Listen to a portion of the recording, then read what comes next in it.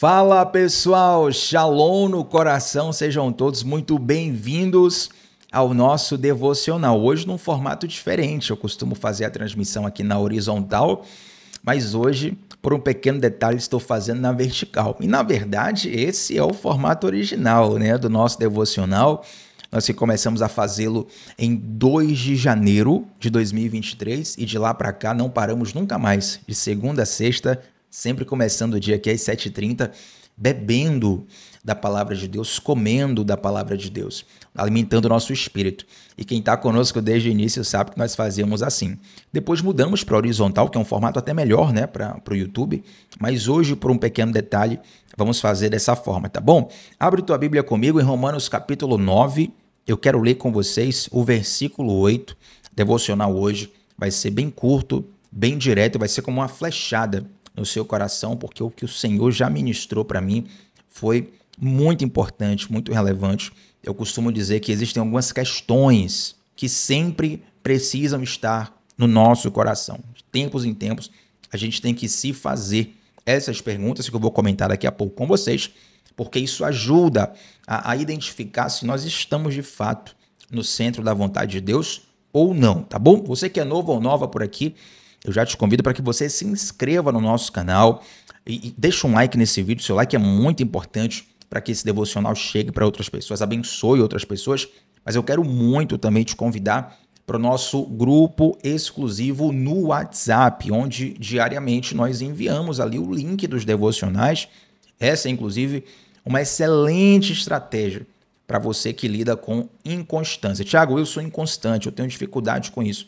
Então vem para o nosso grupo de WhatsApp, é um grupo fechado, não tem conversa, não vai encher tua caixa de WhatsApp, você vai receber ali apenas o link dos devocionais todos os dias, tá bom? Então o link do grupo vai estar no comentário fixado e também no topo do nosso chat. Clica lá, acessa, você vai ser muito bem-vindo, é gratuito, não paga, não dói, não tem dificuldade alguma, vai só te abençoar entrando no nosso grupo de WhatsApp. Vamos lá, gente, Romanos 9, deixa eu pegar só um pouquinho de água aqui. Romanos capítulo 9, versículo 8.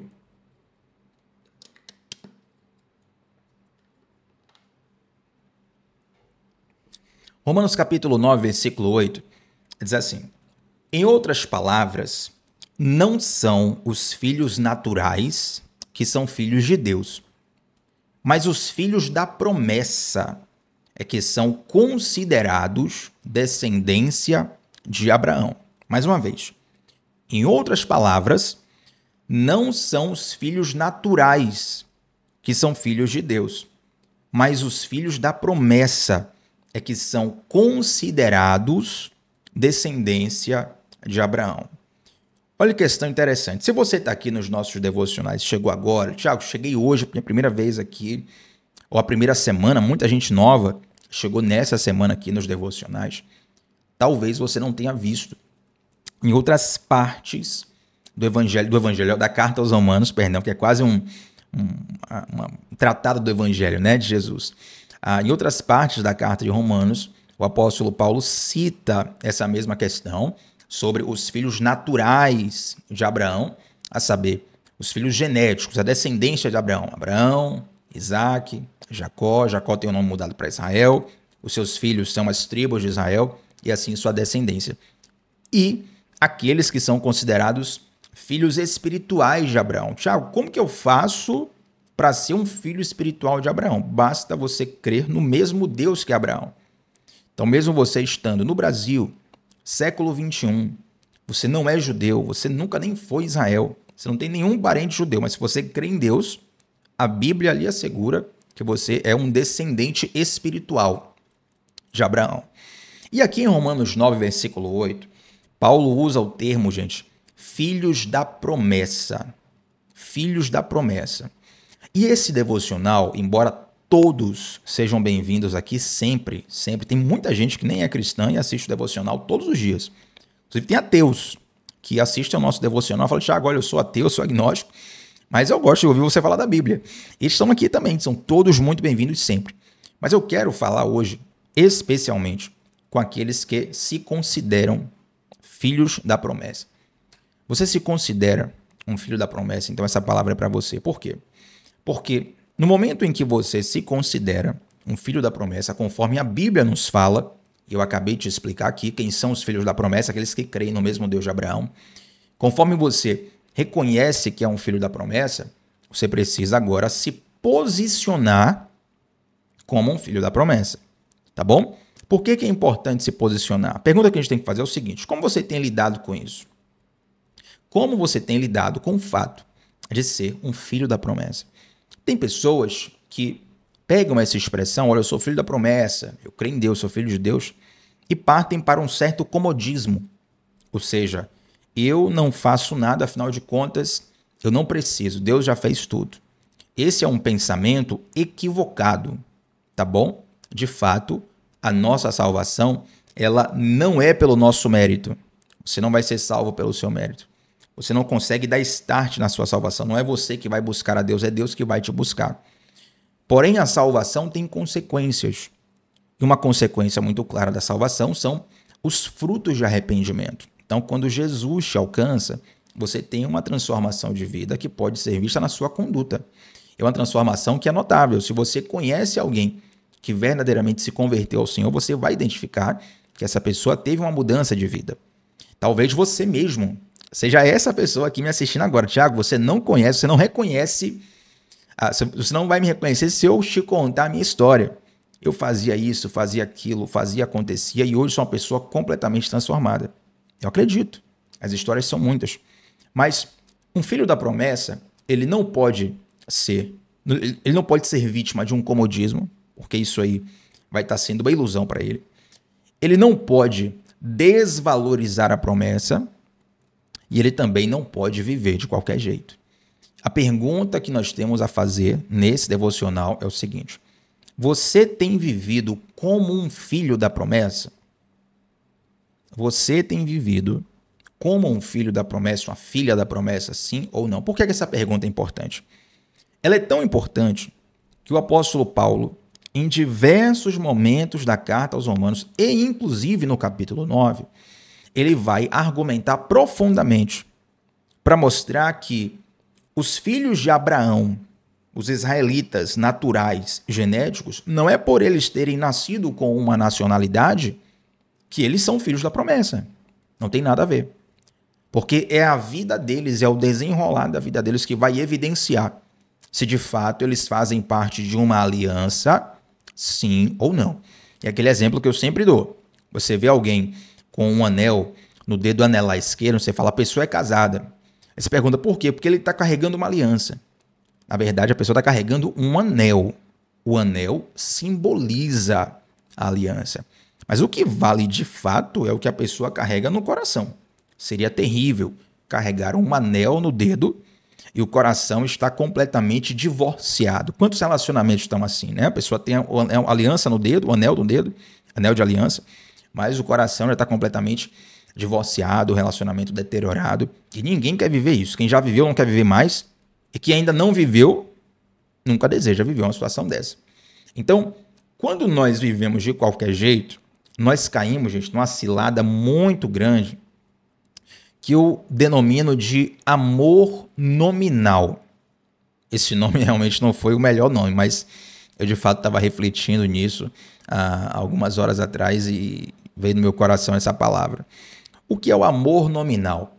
Se eu sair perguntando aleatoriamente, que eu vou sair na minha cidade para perguntar aleatoriamente na rua se as pessoas amam a Deus. Pessoa aleatória na rua, parar a pessoa e falar, você ama a Deus? Sim ou não? A maioria esmagadora das pessoas dirão sim.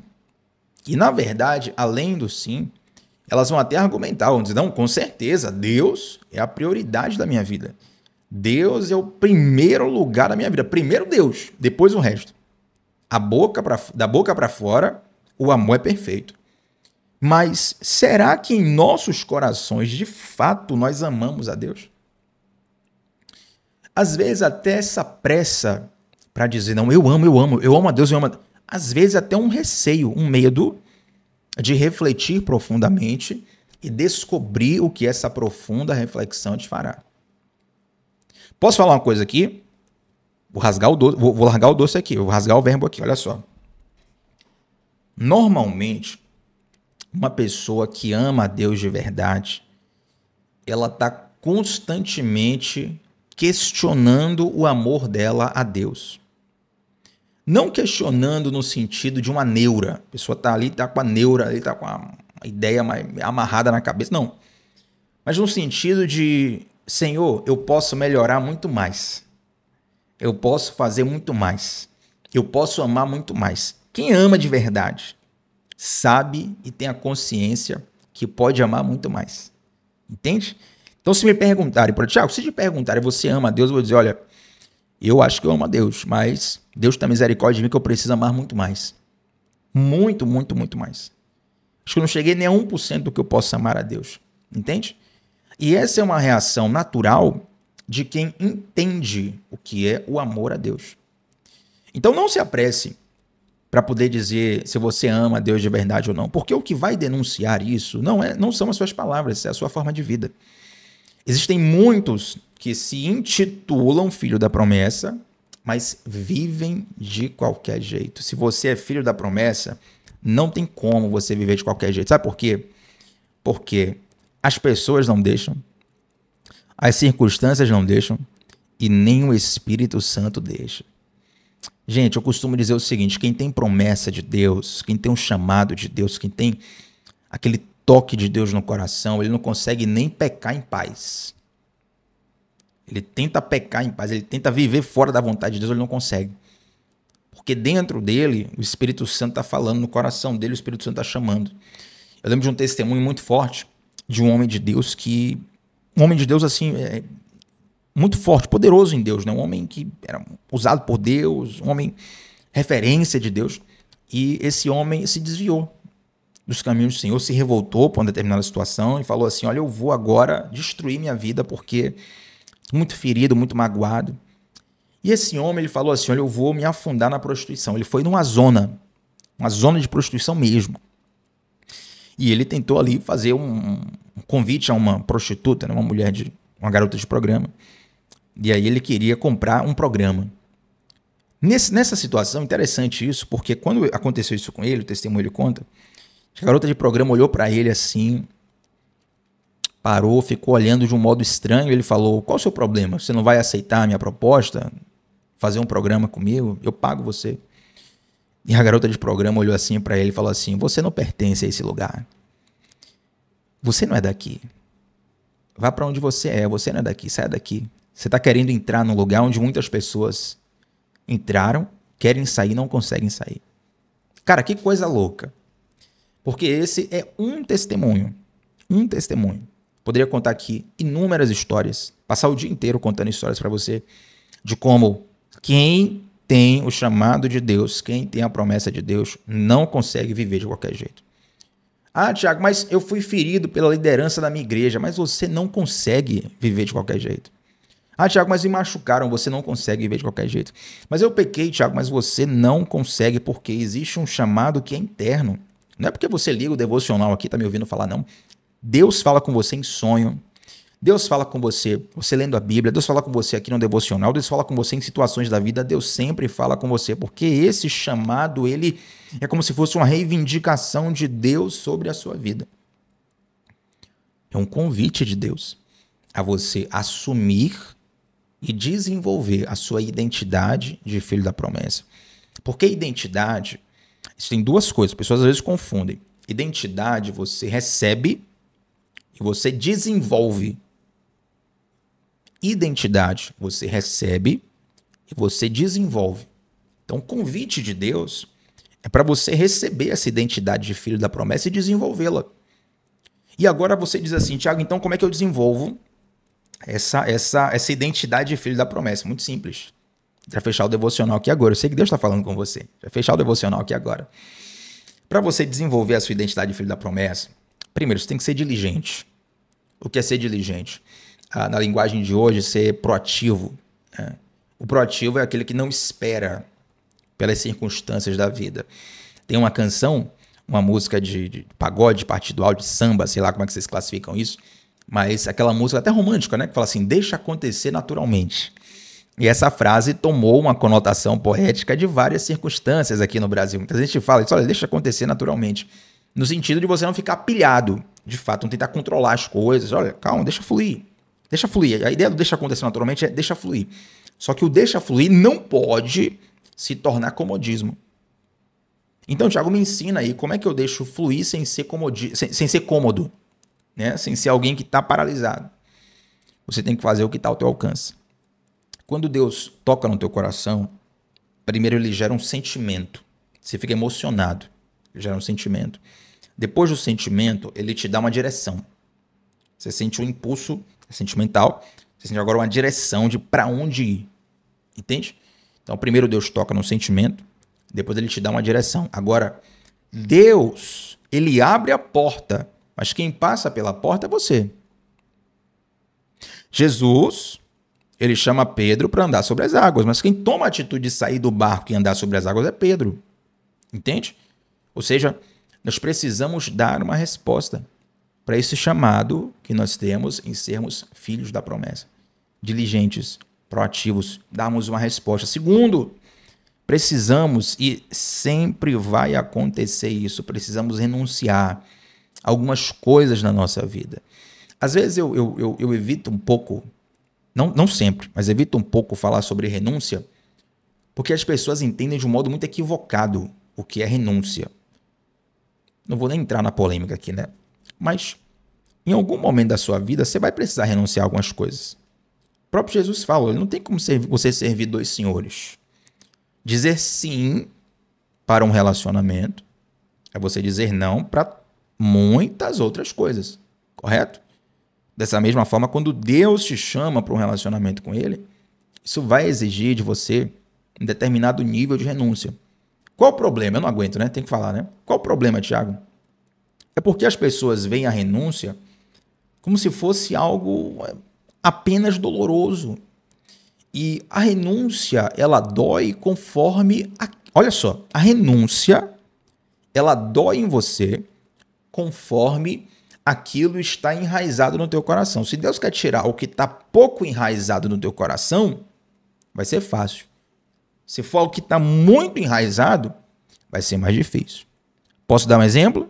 Se Deus chegar para você assim e falar, ó, a partir de amanhã, você está proibido de comer jiló pro resto da sua vida. Você vai dizer, maravilha, não tem dificuldade nenhuma. Não é um alimento ultra apetitoso que as pessoas estão querendo comer o tempo todo. Mas, e se Deus falar só a partir de amanhã, você não toma mais café pro resto da sua vida. Café que tem tem muitas pessoas que têm dependência de café, né? Aí a coisa vai ser diferente. Talvez você já ficou com dor de cabeça aí só do exemplo que eu dei aqui. Meu Deus, o que será de mim se nunca mais tomar café na vida? Porque aquilo está muito enraizado no teu dia a dia. Eu estou utilizando exemplos de alimentos.